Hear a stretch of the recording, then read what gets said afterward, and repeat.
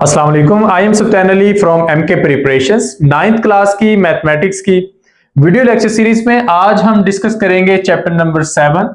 एक बहुत ही आसान चैप्टर है। It is about linear equations and inequalities. दो मुख्तलिफ तरह की बातें हैं, लेकिन अगर आप एक को समझ लेंगे दूसरी आसान हो जाएगी। और बहुत आसान चैप्टर है तो बड़ी तेजी से हम इसे वाइंड अप कर सकते हैं। सबसे पहले लीनियर इक्वेशंस को डिफाइन करते हैं कि इक्वेशन की वो टाइप्स जिसमें हाईएस्ट डिग्री या हाईएस्ट एक्सपोनेंट जो होता है वो अगर 1 होगा किसी भी वेरिएबल का तो उसे लीनियर इक्वेशन कहेंगे। तो अगर 1 से ज्यादा डिग्री होगी, फॉर एग्जांपल एक्स स्क्वायर आ जाएगा या वाई स्क्वायर आ जाएगा या एक्स और वाई क्यूब आ जाएंगे, तो वो फिर लीनियर इक्वेशन नहीं रहेगी। लीनियर इक्वेशन की शर्त यह है कि जो हाईएस्ट डिग्री हो या हाईएस्ट एक्सपोनेंट हो वो 1 होना चाहिए। तो ये हमारे पास एक स्टैंडर्ड फॉर्म है या जनरल फॉर्म है लीनियर इक्वेशन की। ये भी आपके पास एक लीनियर इक्वेशन है, ये फर्दर एक लीनियर इक्वेशन है। ये सारी लीनियर इक्वेशंस हैं। लीनियर इक्वेशंस को सॉल्व करने का तरीकेकार ये होता है कि हम वेरिएबल्स को एक तरफ ले आते हैं और कांस्टेंट्स को दूसरी तरफ ले जाते हैं ताकि हमारे पास वेरिएबल्स का आंसर आ जाए। तो वो हम करके देखेंगे। जिस तरह ये हमारे पास सबसे पहला क्वेश्चन है 2x + 3 = -6x + 7। तो कांस्टेंट्स को एक साइड पे ले आए, वेरिएबल्स को एक साइड पे ले आए, तो -6x को इधर ले आएंगे, ये +6x हो जाएगा। और ये +3 इधर लाकर 7 में से -3 करेंगे तो जस्ट 4 रह जाएगा। तो ये आपके पास हो जाएगा 8x = 4। अब जो 8 है हमने ये खत्म करना है, तो 8x = 4 है। अब दोनों साइडों पर 8 से डिवाइड कर दें तो ये आपके पास हो जाएगा x = 4 / 8 यानी कि x = 1 / 2। ये आपका आंसर है सिंपली। ये आगे वेरिफिकेशन दी हुई है, लेकिन चूंकि हम पेपर के पॉइंट ऑफ व्यू से इसे कर रहे हैं तो वेरिफिकेशन की हमें जरूरत नहीं है। लेकिन अगर आप करना चाहें तो इसके अंदर x की जगह 1 / 2 दोनों तरफ पुट करके देख लें।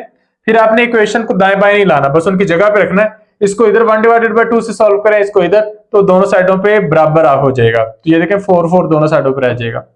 इसी तरह नेक्स्ट ये है आपके पास, ये लेफ्ट हैंड साइड है, ये राइट हैंड साइड है। इसको हम पहले वेरिएबल्स को एक साइड पे ले आते हैं। तो अगर हम अपने तरीके से करें तो 3x + x / 5 - 5x कर लेते हैं। ये +5x उधर ले आते हैं, -5x। इसी तरह 1 / 5 और ये -5 इधर लाके कर लेंगे +5। अब ये आप वेरिएबल्स को एक तरफ ले आए, 3x में से -5x करेंगे तो ये जस्ट -2x रह जाएगा। तो x / 5 -2x रह जाएगा and it is equal to 1 / 5 + 5। अब इससे आगे आपने इसे सॉल्व करना है। आप 5 जो है वो एलसीएम ले लें, तो ये हो जाएगा x - 10x। और यहाँ पे अगर 5 अगर आप एलसीएम ले लेंगे तो ये हो जाएगा 1 + 25, क्योंकि एलसीएम लेने के बाद फर्दर सोल्यूशन आपको पता है। तो x - 10x ये आपके पास रह जाएगा -9x / 5 और यहां पर ये रह जाएगा 26 / 5। अब चूंकि 5 दोनों साइडों पे डिवाइड हो रहा है तो इसे हम क्या कर सकते हैं, कैंसिल कर सकते हैं। दोनों साइडों पर 5 से मल्टीप्लाई कर दें तो आप दोनों साइडों पर 5 को कैंसिल कर देंगे, तो -9x = 26 हो जाएगा। अब इससे आगे आपने इसे सॉल्व कर लेना है, -9 को दूसरी साइड पे ले जाकर हल कर लेना है, तो आपके पास आपका आंसर आ जाएगा। तो इन्होंने -26 / 9 तक इसे सॉल्व किया है। फर्दर उसकी वेरिफिकेशन है, हम उसको छोड़ देते हैं। अच्छा, नेक्स्ट क्वेश्चन है age of mother is 13 time the age of her daughter. यानी कि अगर डॉटर की एज x ईयर हम मान लें तो मदर की एज क्या है 13 टाइम्स यानी कि 13x। It will be only 5 times after 4 year. अच्छा, अब यहां पर जो उन्होंने फार्मूला यूज किया वो ये किया है कि जो डॉटर है उसकी एज है x ईयर्स और जो मदर है उसकी एज है 13x। 4 साल के बाद जो डॉटर है उसकी एज हो जाएगी x + 4 और जो मदर है उसकी एज हो जाएगी 13x + 4। मतलब जितनी एज पहले थी उसमें 4 साल आपने जमा कर देना है। तो जब ये इस तरह एज हो जाएगी तो क्या होगा कि it will be only 5 times. अब ये 5 गुना रह जाएगी, यानी कि जो मदर की एज होगी 4 साल के बाद वो डॉटर की एज से 5 गुना ज्यादा रह जाएगी सिर्फ। तो हम क्या करते हैं, ये लिख लेते हैं इस तरफ 13x + 4, इस तरफ 5 को मल्टीप्लाई कर देते हैं x + 4 से। अब यहां तक अगर आप लोगों ने कर लिया है तो इससे आगे करना आप लोगों के लिए बिल्कुल भी मुश्किल नहीं है, आपने इसी को आगे सॉल्व करना है। तो क्वेश्चन की ना स्टेटमेंट समझनी होती है। अब यहाँ पे है कि मदर की एज 13 टाइम्स है, यानी कि 13 गुना है the age of her daughter, अपनी बेटी की एज से, it will be only 5 times, ये सिर्फ 5 गुना रह जाएगी 4 साल बाद। तो हम प्रेजेंट एजेस और 4 साल के बाद जो उनकी एजेस है उनको कंसीडर कर लेंगे। नेक्स्ट है एक नंबर है, उसमें 2 डिजिट है। The sum of digits is 8। For example वो डिजिट है x और y, तो x प्लस y जो है वो हमारे पास है 8। अगर हम उन दोनों को जमा करें, इफ डिजिट्स आर इंटरचेंज, अगर हम डिजिट्स को आपस में चेंज कर दें तो उनका क्या होगा, then new number becomes 36 less than the original number. अब यहां पर थोड़ा टेक्निकल होकर चलते हैं। पहले तो हम इनको x और y मान लेते हैं, जो वंस पे है उसे x, जो टेंस पे है उसे y। अब हम इनसे पहला ओरिजिनल नंबर बनाते हैं, तो ओरिजिनल नंबर के लिए आप y प्लस एक्स करेंगे, लेकिन कैसे करेंगे कि जो टेंस वाला है उसे 10y करेंगे। फॉर एग्जाम्पल 96 है ना, तो 96 में 9 की वैल्यू 9 नहीं है, 90 है, यानी कि 9 मल्टीप्लाई 10। तो यहाँ पे y की वैल्यू असल में क्या है, 10y, और x की वैल्यू जस्ट x है। तो 10y प्लस एक्स जो है ये हमारे पास एक ओरिजिनल नंबर है। अगर हम इनको इंटरचेंज कर दें आपस में, तो इंटरचेंज करने से डेफिनेटली हमारे पास नया नंबर 10x प्लस वाई हो जाएगा। अच्छा, पहले इक्वेशन है x plus y is equal to 8, के दोनों को जमा करेंगे तो 8 होगा। और अगर हम उनको इंटरचेंज कर दें तो ये जो नया नंबर है ना, ये new number becomes 36 less than the original number, यानी कि new number is equal to original number minus 36। तो अब आपके पास इक्वेशंस मौजूद है। ओरिजिनल नंबर के लिए ये इक्वेशन है, न्यू नंबर के लिए ये इक्वेशन है, 36 की वैल्यू। अब आप इसको सॉल्व कर लें, आपके पास आपका आंसर आ जाएगा। यानी कि क्वेश्चन की स्टेटमेंट समझकर अगर आपने इक्वेशंस बना ली तो उसके बाद कुछ भी मुश्किल नहीं है। यहां से कोई एक दो क्वेश्चन हम सॉल्व कर लेते हैं, लाइक ये कर लेते हैं 6x minus 5 is equal to 2x plus 9। तो 6x minus 5 is equal to 2x plus 9। तो हम x की वैल्यूज को एक तरफ कर लेते हैं और जो कॉन्स्टेंट्स है उनको एक साइड पे कर लेते हैं। प्लस 2x है, इधर जाके माइनस 2x हो जाएगा इक्वेशन की दूसरी साइड पे जाके, और माइनस 5 इस साइड पे आके प्लस का 5 हो जाएगा। तो जब आप इसे सॉल्व करेंगे ये रह जाएगा 4x which is equal to 14, और 4 को इधर लाके जब डिवाइड करेंगे तो ये रह जाएगा 7 divided by 2, that is your answer. तो ये आपका आंसर है। इस तरीके से आप इसे सिंपली सॉल्व कर सकते हैं। एक आज हम फ्रैक्शन वाला कर लेते हैं। अब ये फॉर एग्जांपल हमारे पास है, तो हमने पहले तो इनकी फ्रैक्शंस खत्म करनी है, तो क्रॉस मल्टीप्लाई कर लेते हैं। तो जब हम इसे क्रॉस मल्टीप्लाई करेंगे 2 को x माइनस 2 से करेंगे तो 2x minus 4, and 2x minus 4 जो है ये हमारे पास बराबर आएगा x माइनस 1 को 1 से मल्टीप्लाई करने पर। तो ये आपके पास आ गया। इससे आगे तो इसमें कुछ मुश्किल रह नहीं गया, तो आपने इसी को सॉल्व कर लेना है। तो जो चीजें जरा ज्यादा आसान है उन पर हमें बहुत टाइम लगाने की जरूरत नहीं है। ये भी फर्दर एक आसान सा क्वेश्चन है, इसको भी छोड़ देते हैं। नेक्स्ट एक स्टेटमेंट वाला क्वेश्चन आ गया कि Awais thought of a number. Awais एक नंबर के बारे में सोचता है, फॉर एग्जांपल वो नंबर x है और फिर उसमें ऐड करता है 3, तो वो नया नंबर बन गया x प्लस 3। फिर वो उसको डबल कर लेता है, तो 2 को मल्टीप्लाई करेंगे x प्लस 3 से, एंड ही गॉट 40। तो 2x plus 3 is equal to 40। तो हमने ओरिजिनल नंबर फाइंड आउट करना है। पहले तो आप x की वैल्यू निकाल लें। x की वैल्यू आपके पास आ गई 17, तो x आपके पास क्या है, आपका ओरिजिनल नंबर है। अच्छा, नेक्स्ट है the sum of two numbers is -4 and their difference is 6, what are the numbers. अच्छा, दो नंबर फॉर एग्जांपल x और y है, तो x plus y is equal to -4 है और x minus y is equal to 6 है। तो अब आप इसको सॉल्व कर लें, जमा कर लें। प्लस y माइनस y के साथ कैंसिल हो जाएगा, x प्लस x 2x हो जाएगा। 2x is equal to -4 plus 6 just 2 and x is equal to 1। अब अगर आपके पास x की वैल्यू आ गई है तो चाहे इस इक्वेशन में पुट कर लें चाहे इसमें पुट कर लें, आपके पास y की वैल्यू भी आ जाएगी। तो लीनियर इक्वेशंस को हम इतना सिंपली सॉल्व कर सकते हैं। वेरिएबल दो हैं लेकिन उनकी डिग्री एक ही चल रही है। The sum of 3 consecutive odd integers. कोई 3 ओड इंटीजर्स हैं, फॉर एग्जांपल पहला x है तो दूसरा नेक्स्ट ओड इंटीजर के लिए आपको 2 नंबर आगे जाना पड़ेगा। फॉर एग्जांपल हम फर्ज कर लेते हैं कि जिस ओड इंटीजर की हम बात करें वो 7 है, तो अगले ओड में जाने के लिए हमें 2 ऐड करने पड़ेंगे, यानी कि 7 प्लस 2 9। 9 से अगले ओड पे जाने के लिए प्लस 2 करना पड़ेगा 11। तो यहाँ पे x फॉर एग्जांपल हमारा कोई भी फर्जी नंबर है, तो x प्लस 2 और x प्लस 4 ये हमारे उससे अगले 2 नंबर हैं। तो इन तीनों को अगर हम जमा कर लें, answer must be equal to 81। Equation बन गई हमारे पास, तीनों को जमा किया, आंसर 81 है। अब इससे आगे आपने इसे सॉल्व करना है और फर्दर इसमें कुछ मुश्किल रह नहीं जाता। अच्छा, नेक्स्ट एजेस वाले क्वेश्चन आना शुरू हो गए। एज वाला हमने क्वेश्चन पहले भी किया था। Man's age is 41 years old and his son is 9 years old। हमें दोनों की उम्र पता चल गई। In how many years will the father be 3 times as old as the son। हमने इसमें मालूम करना है कि कितने सालों के बाद जो बाप है उसकी उम्र बेटे की उम्र से 3 गुना ज्यादा रह जाएगी। अब यहाँ पे देखें ना, ये 9 है, ये 41 है, तो ये 3 गुना नहीं है, तो कुछ साल के बाद जाकर ही ये 3 गुना बनेगी। तो पहले हमारे पास ये प्रेजेंट एज है, रिक्वायर्ड ईयर्स को हम x के इक्वल टू काउंट कर लेंगे। तो हम कह लेते हैं कि फॉर एग्जांपल फादर्स की एज x ईयर्स के बाद हो जाएगी 41 प्लस x और बेटे की हो जाएगी 9 plus x and 41 plus x will be equal to 3 times 9 plus x। तो ये आपके पास इक्वेशन बन गई। अब आप इसे x की वैल्यू मालूम कर सकते हैं। x की वैल्यू अगर आपके पास आ गई तो 7 साल के बाद जो है वो बाप और बेटे में जो एज का तनासुब है वो 3 एक का रह जाएगा। आगे ये टेंस और वंस वाला अगेन रिपीट हो गया, ये फिर टेंस और वंस वाला एक और रिपीट हो गया, तो इन पर हम टाइम ज्यादा नहीं लगाते।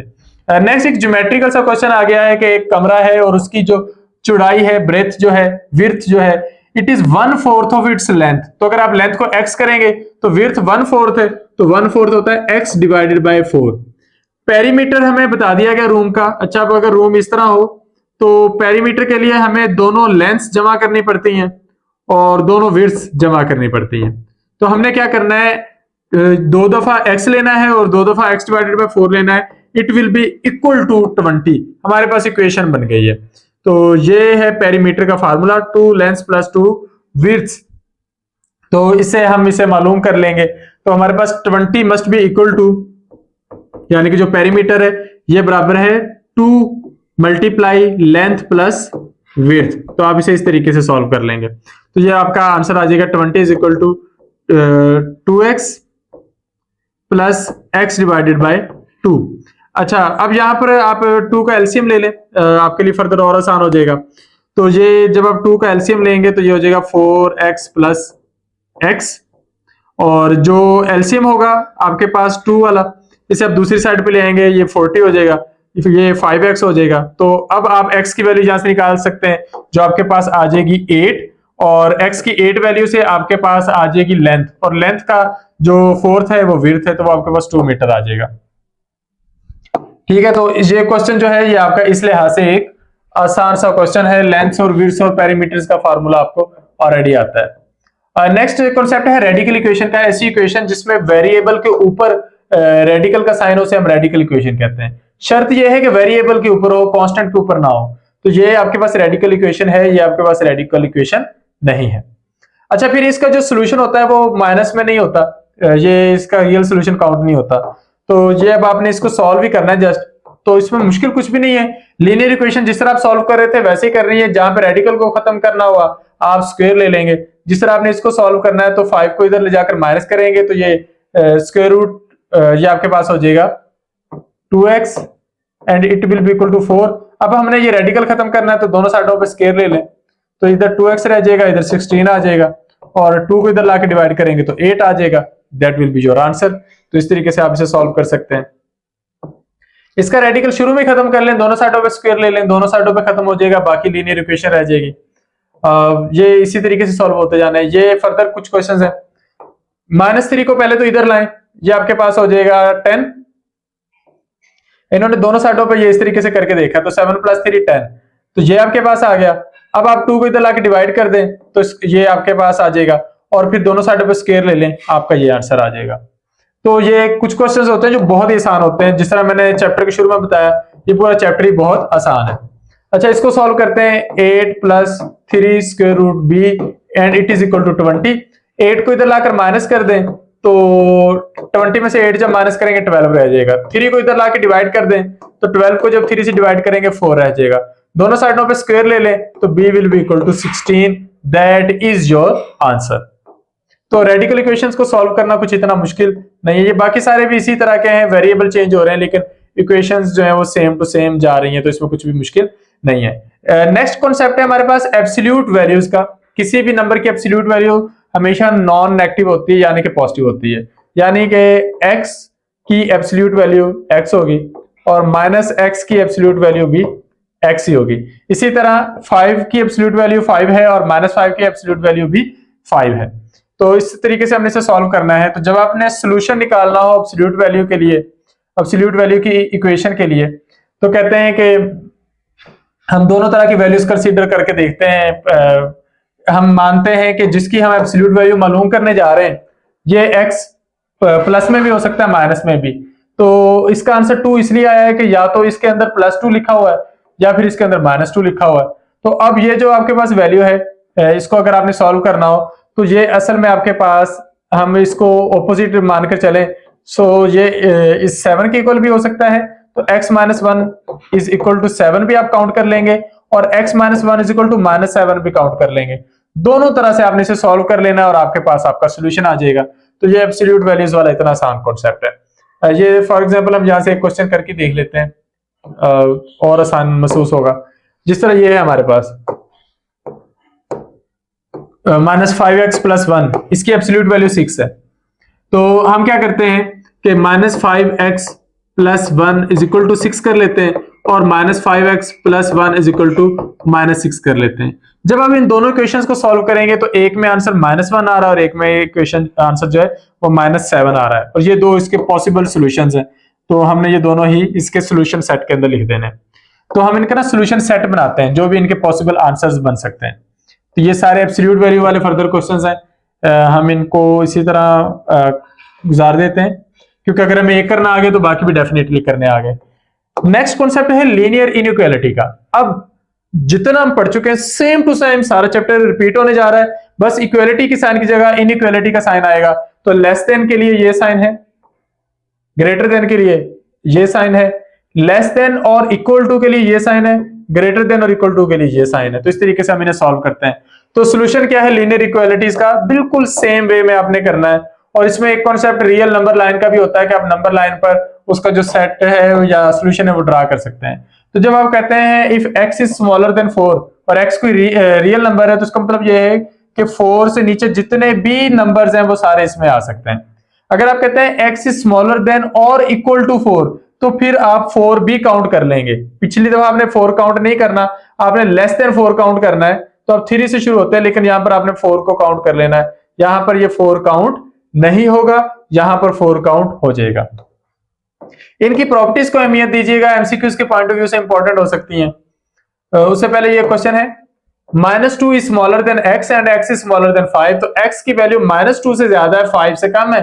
तो -2 से ज्यादा क्या होता है, -1, 0, 1, 2, 3, 4। आपने 4 तक जाना, 5 काउंट नहीं करना क्योंकि 5 से कम है। तो ये आपको जब आप इसे नंबर लाइन पे शो करेंगे तो आप इसे 4 से लेकर -1 तक शो करेंगे। आप -2 और 5 को इसमें शामिल नहीं करेंगे, -2 और 5 इसमें शामिल नहीं होंगे। ये नंबर लाइन यहां से यहां तक ड्रा की जाएगी। तो इस तरीके से आप इसे बनाते हैं। इसके कुछ प्रॉपर्टीज हैं, लाइक ट्राइकोटोमी प्रॉपर्टी है। ट्राइकोटोमी प्रॉपर्टी ये है कि दो नंबर्स का जब रिलेशन बताना हो तो तीनों में से एक बात लाजमी ट्रू होती है, या तो वो बराबर है, या पहला नंबर बड़ा है, या दूसरा नंबर बड़ा है। ट्रांजिटिव प्रॉपर्टी ये होती है कि if a is greater than b and b is greater than c, then a is greater than c। Additive property ये होती है कि आपके पास दो नंबर है a और b और उनमें ये रिलेशन है, तो अगर आप a में कोई नंबर ऐड करते हैं और b में भी वही नंबर ऐड करते हैं तो ये प्रॉपर्टी एज इट इज ही रहेगी, इसमें कोई फर्क नहीं आएगा। अच्छा, इसके बाद हमारे पास है मल्टीप्लिकेटिव प्रॉपर्टी। मल्टीप्लिकेटिव प्रॉपर्टी में ये होता है कि अगर दो नंबर्स में रिलेशनशिप है कोई, for example a is smaller than b, तो अगर आप a को किसी नंबर से मल्टीप्लाई करो और b को भी उसी नंबर से मल्टीप्लाई कर दो तो उनके दरमियान ये property as it is stand करेगी। इसको मल्टीप्लिकेटिव प्रॉपर्टी का हम नाम देते हैं। अच्छा, ये प्रॉपर्टीज आपने इससे पहले भी बहुत दफा पढ़ी हुई हैं। Right the name of properties used in the following statements. 21 is smaller than 31, और अगर इससे बन जाए 31 इज स्मॉलर देन 41। हुआ क्या है यहाँ पर, अगर आप गौर करें तो 21 में 10 ऐड करने पर 31 बनता है, 31 में 10 ऐड करने पर 41 बनता है। दोनों साइडों पर सेम नंबर ऐड किया गया है। 21 + 10 इज स्मॉलर देन 31 + 10। तो ये एडिटिव प्रॉपर्टी है। नेक्स्ट आपके पास है ये 15 is greater then 8 and 22 is greater then 15।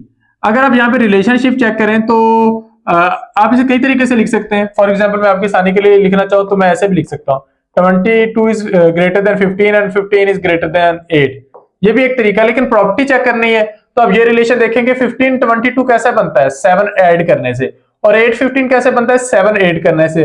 तो दोनों दफा 7 को ऐड किया गया है, तो ये डीटी प्रॉपर्टी है। नेक्स्ट 10 से 30 बनाने के लिए 3 से मल्टीप्लाई करना पड़ता है, 20 को 60 बनाने के लिए भी 3 से मल्टीप्लाई करना पड़ता है, जो मल्टीप्लिकेटिव प्रॉपर्टी है। नेक्स्ट इनके सॉल्यूशंस हैं, सॉल्यूशंस एज इट इज होंगे। For example, you are checking a bag at an airport, bags can weigh no more than 50 kg। तो आपका जो बैग है उसका वजन है 16.8, तो बैग का जो वेट है वो 16.8 है। टोटल आप कर सकते हैं 50 kg। तो आप इसमें फर्दर कितना वेट ऐड कर सकते हैं, तो बैग में कितना वेट ऐड करें कि टोटल वेट जो है वो 50 kg बन जाए। तो हम बैग का वेट लिखते हैं 16.8। अच्छा, उन्होंने बराबर का नहीं कहा, इक्वल का नहीं कहा, बल्कि उन्होंने कहा है कि ये आपके पास उससे ज्यादा नहीं होना चाहिए, तो वो 50 से कम ही रहना चाहिए, नो मोर देन 50 kg। तो 16.8 प्लस वेट जो हमने ऐड करना है इट इज लेस देन 50।